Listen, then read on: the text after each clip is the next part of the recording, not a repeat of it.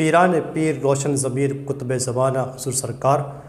غوث پاک رضی اللہ تعالیٰ عنہ کو اللہ تعالیٰ نے غیر محدود صفات اور کمالات اور فضائل سے نوازا ہے۔ جس رات کو آپ دنیا میں تشریف لا رہے تھے اسی رات ہی آپ کے والد بزرگوار کے خواب میں نبی کریم علیہ السلام تشریف لائے اور فرمایا یا ابا صالح اعطاک اللہ ابنا ہوا ولی و محبوبی و محبوب اللہ تعالی وسیکون شأنہ فی جمیع الاولیاء والاقطاب کشأنی فی جمیع الانبیاء والرسل، یعنی اے ابو صالح، اللہ تعالیٰ تجھے ایک ایسا بیٹا عطا فرما رہا ہے جس کی شان تمام اولیاء کرام میں ایسی ہے جس طرح میری شان تمام انبیاء کرام اور رسولوں میں ہے۔ اللہ تعالیٰ نے آپ کو حضور السلام کی امت میں صحابہ کرام اور تابعین کے بعد ائمہ اہل بیت کے بعد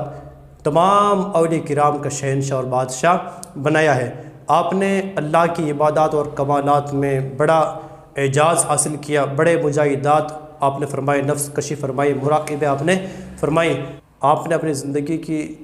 آخری کڑی میں اپنی عبادات اور کمالات اور